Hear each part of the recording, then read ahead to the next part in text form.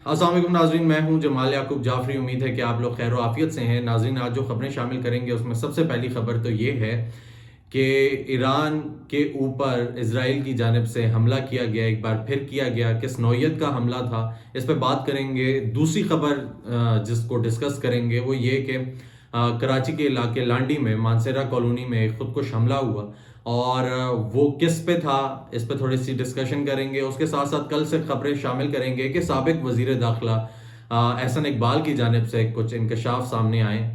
वो जो इंकशाफात हैं वो क्या हैं वो भी डिस्कस करेंगे। और जनरल फैज़ हमीद के वो जो निजी हाउसिंग सोसाइटी का केस चल रहा था, अफवाज पाकिस्तान ने खुद ही उससे रिलेटेड तफ्तीश करने के लिए एक इंक्वायरी कमीशन बना दिया है। तो वो उस पर रिसर्च करेगा, देखेगा कि आखिर ये मामलात क्या हैं और फिर फैसला सुनाएगा।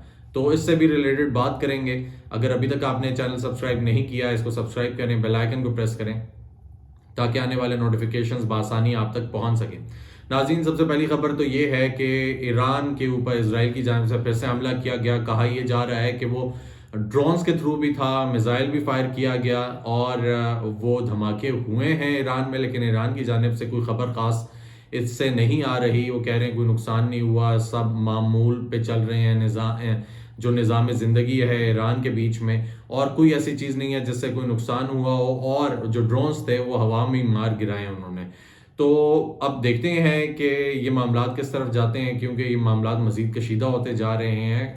हालांकि ईरान ने वार्न भी किया था इसराइल को कि ऐसी कोई हरकत ना करना वरना हम लोग जवाब देंगे, और ईरान ने सबको वार्न किया था, कहा था कि ऐसी कोई हरकत नहीं करनी। लेकिन उन्होंने फिर से ये हरकत की है। अब ईरान फिर से जवाब देगा और ये आहिस्ता आहिस्ता जो इशू है ये बढ़ता जा रहा है, जिसके ऊपर पूरी दुनिया को तशवीश है। और वो जो मसला है ये पूरी दुनिया में एक बड़ा मसला क्रिएट कर सकता है, इसको वर्ल्ड वॉर 3 की जानिब लेकर जा सकता है।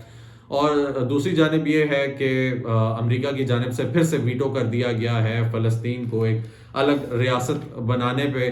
तो बाकी तमाम ममालिक ने 12 वोट दिए कि हाँ भाई इसको करें और सेपरेट एक उनका जो रियासती हक है वो उनको मिले। लेकिन स्विट्ज़रलैंड ने इसमें हिस्सा नहीं लिया, यूके ने इसमें हिस्सा नहीं लिया और अमेरिका की जानिब से वीटो कर दिया गया। तो ये कोई ताज़ा तरीन खबरें थी। फिर उसके अलावा लांडी में धमाका हुआ। नाज़रीन, बढ़ती हुई दहशतगर्दी जो है उससे बहुत ख़तरा है पाकिस्तान को, और पाकिस्तान के लिए एक बहुत बड़ा मसला है।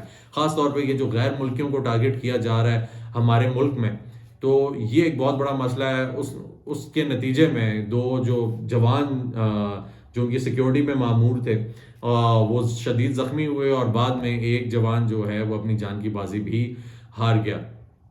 तो नाज़रीन, ये एक बढ़ता हुआ मसला है जो, और उस बंदे की शिनाख्त भी हो गई है। आहिस्ता आहिस्ता चीज़ें सामने आ जाएंगी कि क्या मामलात चल रहे हैं और इसका जो लिंक है वो कहाँ से जाकर जुड़ता है।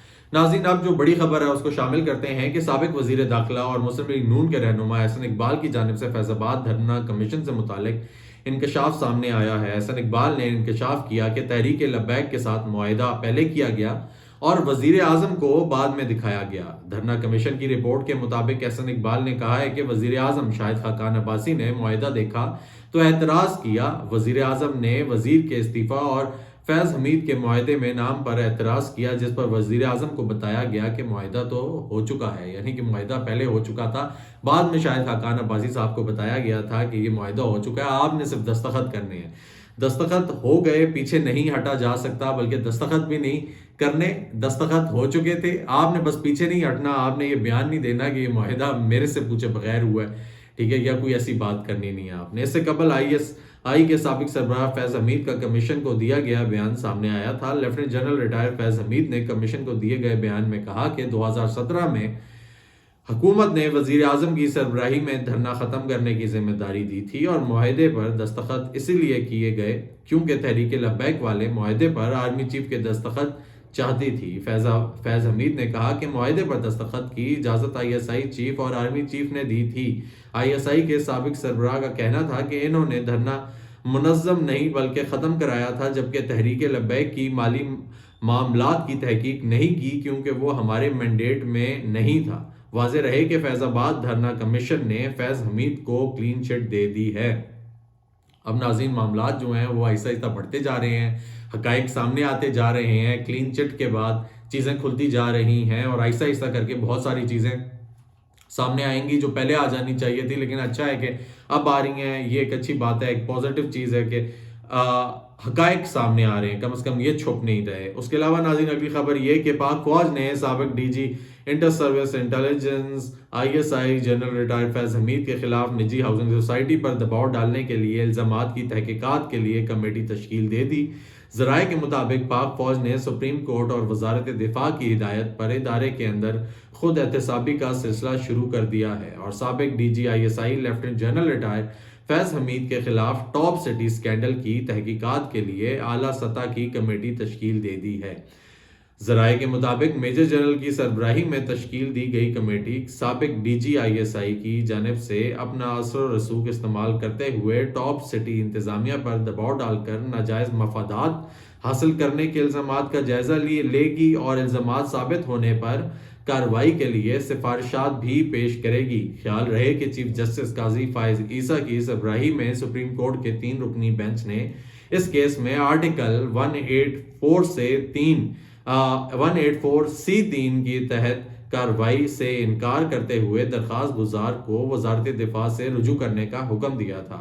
عدالت نے کہا تھا کہ ادارے کی عزت کا معاملہ ہے، اس لیے ادارے کو خود کارروائی کرنا چاہیے، جس پر وزارت دفاع کے احکامات پر پاک فوج کی قیادت نے ادارے کی خود احتسابی کے نظام کے تحت اپنے سابق افسر پر لگنے والے الزامات کی خود تحقیقات کا فیصلہ کیا ہے.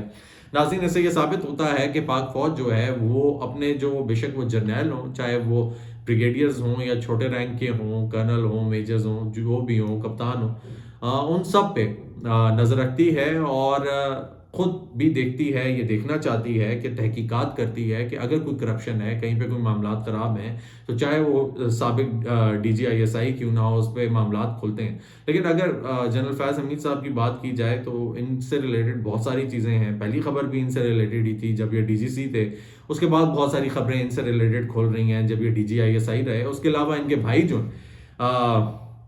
ان سے ریلیٹڈ بھی، نجف ان کا نام ہے، ان سے ریلیٹڈ بھی بہت ساری خبریں آتی ہیں اور کہا یہی جاتا ہے کہ ان کی بھی انوالومنٹ تھی بہت ساری ایسی چیزوں میں جو اللیگل تھیں اور بہت جلدی ان کی پروموشن بھی ہوئی اور ان کی پروموشن جو ہے وہ بھی اللیگل طریقے سے ہوئی، دو کہ وہ ہی واز انوالوڈ کافی چیزوں میں، وہ انوالوڈ تھے اور اللیگل جو معاملات تھے، ٹرانسفرز آف لینڈ اور اس سے ریلیٹڈ پیسے لینے میں.